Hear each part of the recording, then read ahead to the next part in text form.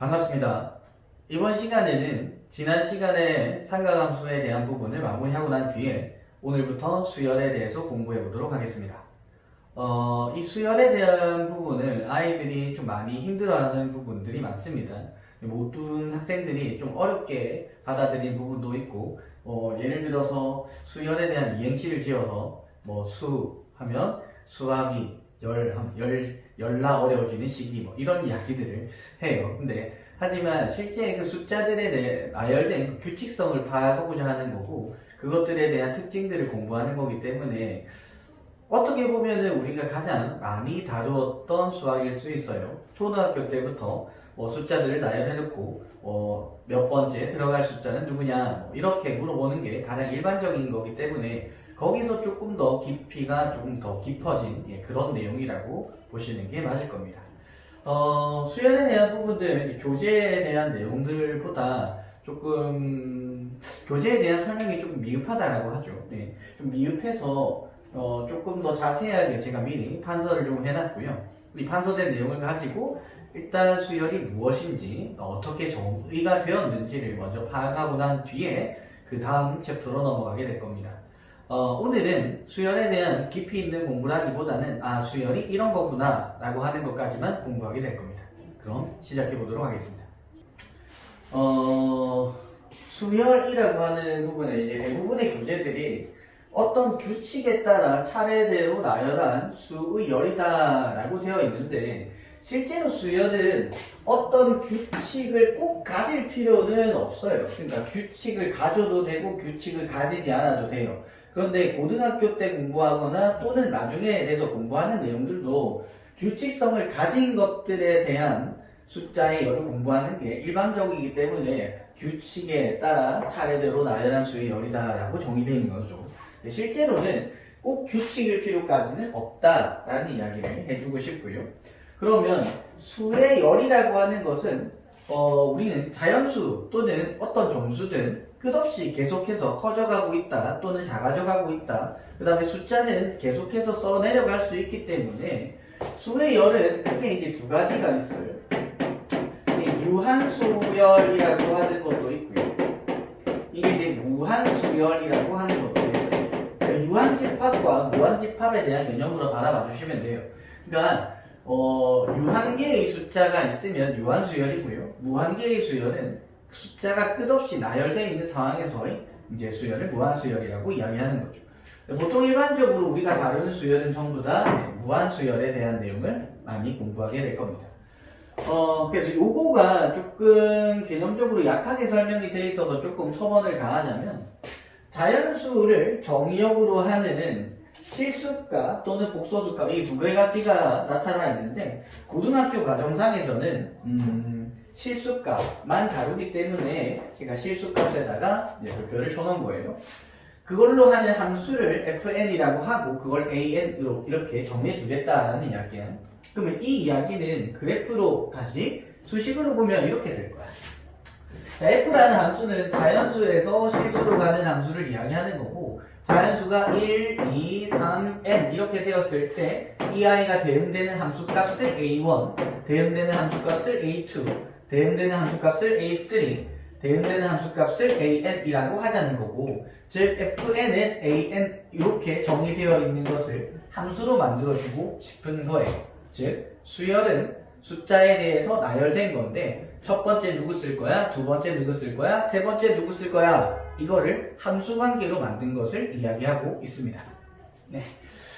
그래서 자연수 번호라고 했어요. 그러니까 몇 번째 숫자냐라는 이야기고, n에 대응하는 함수값을 an이라고 하자. 그래서 an, 즉 n번째 항이라고 하기도 하고 일반항이라고 이야기하기도 하는데, 우리는 일반항, 즉 n번째 항에 대한 공부를 열심히 하게 될 겁니다. 우선은. 네. 그래서 이 예를 제가 하나를 써놨는데, 어떤 숫자가 제1회로 나열한 거예요. 4, 5, 6, 7, 8 땡땡땡땡땡 네모 안에 누가 들어갈 거야, 이 이야기를 제가 첫 번째 쓴 숫자가 4였기 때문에 첫 번째 항을 A1이라고 정의하는 거예요.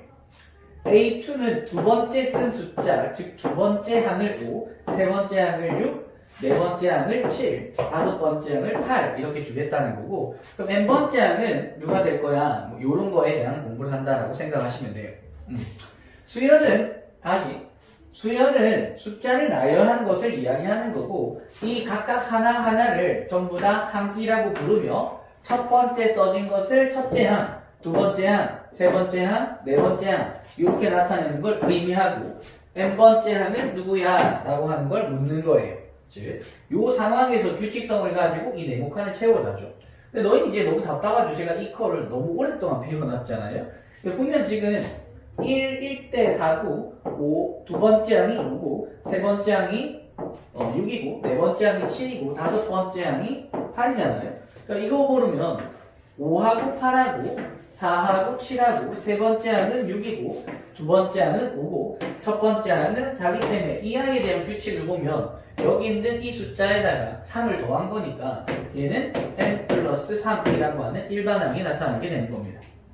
즉, AN은 n 플러스 3 이렇게 n번째 항을 찾고 나면 여기다가 3을 넣으면 세 번째 항, 100을 넣으면 100번째 항, 뭐 K를 넣으면 K번째 항 이렇게 나타나게 되는 거죠. 그래서 일반항이 가지는 부분은 몇 번째 항이든지 간에 대입을 통해서 우리는 그 항을 찾을 수 있다라는 의미를 가지게 돼요. 그래서 일반항에 대한 공부를 하게 되는 것이고 여기서 말하는 이 n은 자연수에서 정의된 함수였기 때문에 항 번호죠. 항의 번호예요. 항의 번호는 언제나 무슨 수? 네, 자연수일 수밖에 없고 A0, A-1 이런 것은 정의되지 않습니다. 그래서 제일 작은 게 A1, 그 다음에 A2 이렇게 나타나게 될 거예요. 어때요? 좀 이해되십니까? 이 개념들이 모두 이해가 되었겠지만 그래도 확인차 하나 정도, 아니 두 개 정도 예를 보고 넘어가도록 하죠. 예로서 이제 1, 5, 9, 3 이렇게 숫자가 나열되어 있다라고 하면 이 수열들에 대해서 규칙성이 도대체 뭐야? 라는 생각을 일단 보겠죠. 자, 그러면 얘하고 지금 숫자들의 관계를 보니까 계속해서 지금 4를 더하고 4를 더하고 4를 더하고 있네요. 그렇죠?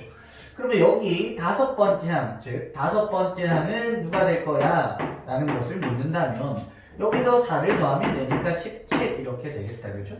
자, 그러면 이거에 대해서 일반항은 어떻게 될 것이며 그 이후의 추세는 어떻게 쓸 수 있을까에 대한 공부가 그 다음 단원이 등차 수열이라는 이야기예요. 우선은 여기까지만 일단은 보고 자, 밑에 있는 녀석은 보니까 숫자들의 관계를 1, 마이너스 2, 그 다음에 4, 그 다음에 마이너스 8 이렇게 되어 있네요. 받아보니까 앞에서 뒤로 가면서 마이너스 2를 계속해서 곱하고 있다는 거 보이시죠? 그러면 이 다섯 번째 항 하나만 더 찾아봅시다. 다섯 번째 항은 여기서 다시 또 마이너스 2를 곱할 테니까 얘는 16 이렇게 되겠다. 그죠? 그러니까 다섯 번째 항이든 여섯 번째 항이든 100번째 항이든 다 찾을 수 있지만 만약에 100번째 항을 궁금해 한다면 이렇게 계속 해보는 게 아니라 무엇을? 얘처럼 일반항을 찾아주겠죠. 그 다음에 이 아이도 마찬가지로 일반항을 찾아서 100을 대입하거나 200을 대입해서 찾아주게 될 겁니다. 자, 그러면 요거와 마찬가지로 반대로 가볼까요? 좀 적응하는 시간이다라고 생각하시면 될 거예요. 자, n번째 항, 즉 수열의 어떤 일반항이 2의 n제곱 더하기 1이다라고 하는 이런 일반항이 주어졌다면 A1은 2 더하기 1이 될 거고 A의 2는 두 번째 항은 2의 제곱 더하기 1이 되겠죠. 이런 식으로 함수값을 찾아주는, 즉 수열에 대한 항을 찾아주는 걸 이야기합니다. 이러한 것들을 바탕으로 보았을 때 결국 수열의 목적은 일반항을 찾아서 다른 아이들을 찾고 싶은 게 가장 주된 목적이라 생각하시면 되고 그 이후에 그러한 숫자들은 다 더했을 때 어떤 값을 가질 것이냐 라고 물어보는 게 이제 수열의 합에 대한 이야기가 될 거예요. 우선은 일반항에 대한 부분, 즉 n번째 항에 대한 부분을 찾아가는 걸 조금 더 확인하고 연습해 보도록 하죠. 자, 그래서 얘를 3개를 준비했습니다. 첫 번째 보시면 2분의 3, 두 번째가 3분의 4, 세 번째가 4분의 5, 네 번째가 5분의 6. 즉, 요 아이가 가지고 있는 건 첫 번째 항, 여기 있는 두 번째 항, 여기 있는 세 번째 항, 여기 있는 네 번째 항, 이런 걸 가지고. 그래서 요 아이들에 대한 부분은 요것과 요것과 요거, 요 3과 이 녀석에 대한 관계를 가지고 n번째 항을 찾아주는 거거든요. n번째 항을 확인해보면 여기보다 분모는 1이 크고 1이 크고 1이 크고 1이 크니까 아 분모가 1이 크구나. 그러면 분자는 분모보다 1이 큰 거니까 이렇게 따로 보면서 확인을 해주시면 되겠네요. 이게 이제 n번째 항이 되겠죠. 그 다음 3, 9, 27 이렇게 되어 있는데 첫 번째 항이 3, 두 번째 항이 9, 세 번째 항이 27, 네 번째 항이 81. 즉 보면 얘는 3의 1제곱, 3의 2제곱, 3의 3제곱, 3의 4제곱이 되죠. 그러면 n번째 항은 누가 되겠습니까? 3의 n제곱이 되겠죠. 근데 이제 요 녀석을 확인해보죠. 얘가 첫 번째 항이다, 두 번째 항이다, 그러면 세 번째 항이다, 네 번째 항은 9가 3개입니다.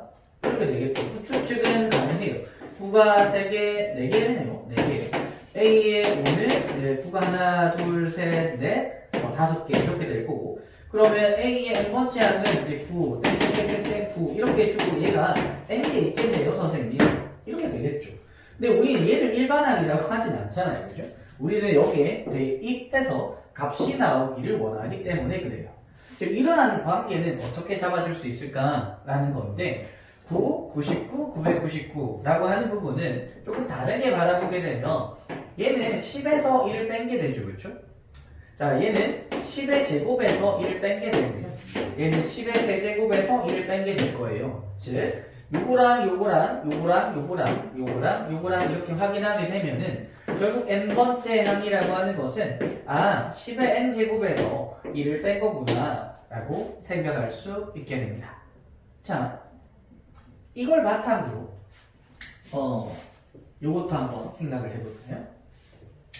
어떤 걸 이야기하고 싶으냐면 3이라는 숫자, 33이라는 숫자, 333이라는 이렇게 숫자가 나열되고 있다면 이것은 어떻게 나타낼 수 있을까요? 얘는 얘처럼 해야 돼요. 얘처럼 이렇게 3333이 되었을 때는 규칙성이 발견이 안 되거든요. 그 다음 일반항을 잡아주기가 너무 힘들어서 요 아이는 3분의 1을 앞에 곱해주고 여기가 9가 되면 원래 거랑 똑같은 거 맞죠? 그 다음에 얘는요 3분의 1에다가 99가 되는 거고 얘는 3분의 1에다가 999가 되겠네요. 그러면 결국 3분의 1이 앞으로 빠져나갈 것이고 얘도 똑같이 10의 n제곱의 마이너스 1 즉 얘가 일반항인 A이 되겠죠. 그래서 요거 두 개는 항상 같이 봐주시면 될 것 같습니다. 오늘은 수열이 무엇인지에 대해서 공부하는 시간을 가졌던 거고 이러한 규칙성을 가진 수열들은 등차, 등비, 그 다음에 기타 등등 수열이 여러 가지가 있는데 다음 시간에 이제 등차 수열이 무엇인지 하나씩 공부하도록 합시다. 자, 오늘 수업은 여기까지입니다. 수고하셨습니다.